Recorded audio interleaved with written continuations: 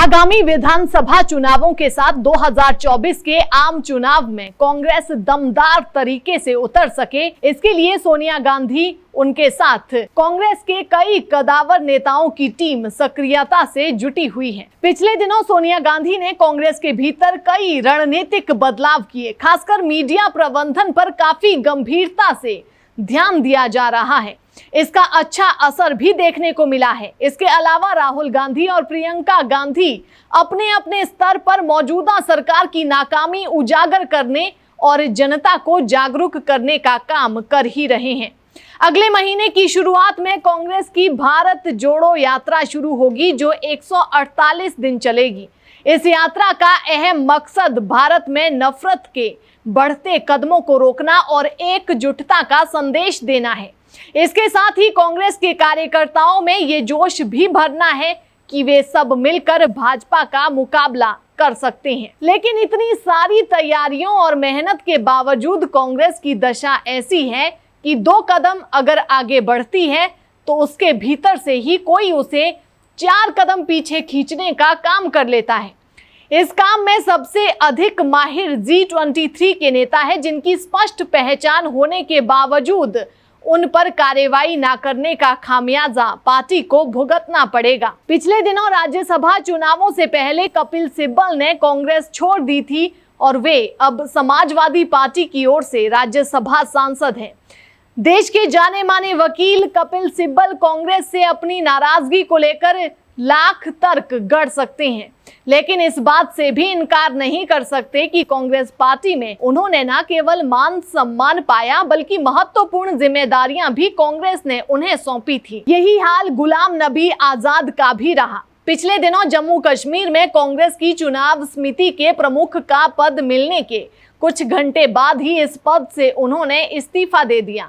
जम्मू कश्मीर में कांग्रेस का कोई खास जनाधार नहीं है, लेकिन फिर भी राज्य में कांग्रेस एक महत्वपूर्ण दल है और आजाद उसके कदावर नेता माने जाते हैं। पिछले कई महीनों से आजाद अपनी नाराजगी खुलकर दिखाते आए हैं और कई बार तो वे भाजपा के नजदीक दिखाई दिए। राज्यसभा में जब उनका कार्यकाल खत्म हो रहा था तो उनकी विदाई में नरेंद्र मोदी ने बहुत भावुक होकर भाषण दिया था। किसी कांग्रेसी सांसद के लिए प्रधानमंत्री नरेंद्र मोदी की ऐसी भावुकता हैरान करती है। बहरहाल, जब जम्मू कश्मीर में कांग्रेस को गुलाम नबी आजाद जैसे अनुभवी नेताओं की आवश्यकता थी, उन्होंने उस समय किनारा कर लिया। उनके बाद अब यही काम हिमाचल प्रदेश में आनंद शर्मा ने किया है। हिमाचल प्रदेश में कोई खास जनाधार न होने के बावजूद आनंद शर्मा को इस साल अप्रैल में हिमाचल प्रदेश चुनाव समिति का प्रमुख बनाया गया था। साल के अंत में हिमाचल में चुनाव होने हैं और आनंद शर्मा चाहते तो उनकी उपयोगिता साबित हो सकती थी, लेकिन उन्होंने इस वजह से इस पद से इस्तीफा दे दिया कि कांग्रेस पार्टी को गांधी परिवार से हटकर सोचने की जरूरत है। आनंद शर्मा ने कहा कि ऐसा कोई कारण नहीं कि कांग्रेस को राहुल गांधी और प्रियंका गांधी वाड्रा तक ही सीमित रखा जाए। इस बयान से साफ है कि उन्हें कांग्रेस पर गांधी परिवार के प्रभाव से परेशानी है। लोकतंत्र में हर एक को ये अधिकार है कि वो बता सके कि वो किस बात से परेशान है। आनंद शर्मा ने भी अपने लोकतांत्रिक अधिकार का ही उपयोग किया है, लेकिन उन्होंने ये परेशानी तब बताई है जब कांग्रेस में कोई पूर्णकालिक अध्यक्ष न मिलने की वजह से सोनिया गांधी अंतरिम अध्यक्ष का पद संभालने को मजबूर है। वहीं राहुल गांधी कई लोगों के आग्रह के बावजूद अध्यक्ष पद पर बैठना नहीं चाहते। यानी गांधी परिवार कांग्रेस को अपने तक सीमित नहीं रख रहा, लेकिन हालात ऐसे बन रहे हैं कि कांग्रेस की कमान गांधी परिवार के हाथों में ही आती है।